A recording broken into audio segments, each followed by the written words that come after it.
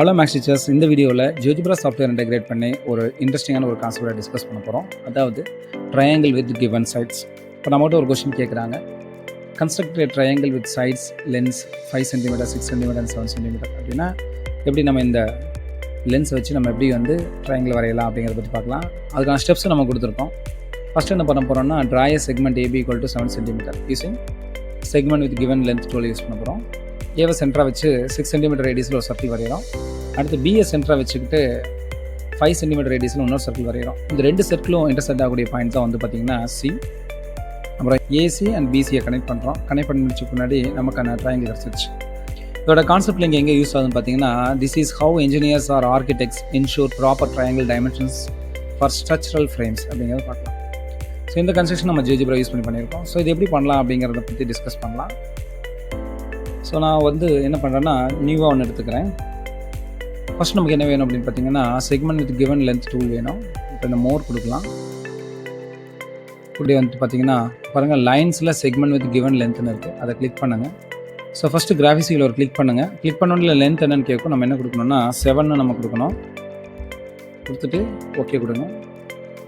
பார்த்திங்க அப்படின்னா நமக்கு 7 cm லென்த் இருக்கிற மாதிரி ஒரு செக்மெண்ட் கொடுத்துருச்சு.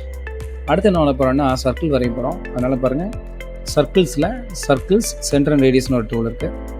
ஏவை கிளிக் பண்ணுங்கள். ரேடியஸ் வந்து என்ன கொடுக்கணும்னா 6 கொடுக்கணும். கொடுத்து ஓகே கொடுங்க. அதே போல் பிஏ கிளிக் பண்ணுங்கள். கிளிக் பண்ணி அதோடைய ரேடியஸ் வந்து 5 கொடுத்து ஓகே கொடுங்க. 2 சர்க்கிள் நம்ம வரைஞ்சாச்சு. இப்போ இந்த 2 சர்க்கிளும் இன்டர்செக்ட் ஆகக்கூடிய இந்த ஒரு பாயிண்ட் நம்ம கண்டுபிடிச்சா போதும். அதுக்கு என்ன பண்ணுறேன்னா, ஸ்க்ரோல் டவுன் மேலே பண்ணிட்டு போகிறேன். நமக்கான பாயிண்ட் வேணும். அதாவது 2 சர்க்கிளும் இன்டர்செக்ட் ஆகக்கூடிய பாயிண்ட்ஸ் வேணும். பாயிண்ட்ஸில் பார்த்தீங்கன்னா இன்டர்செக்ட்னு இருக்குது.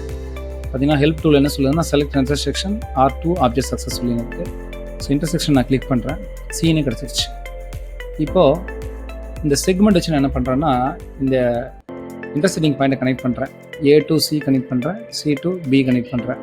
இப்போ மோர் டூலில் கிளிக் பண்ணுறேன். கிளிக் பண்ணிட்டு இந்த டூல்ஸை கிளிக் பண்ண பின்னாடி பார்த்திங்க அப்படின்னா நமக்கான ட்ரையாங்கிள் கிடச்சிருச்சு.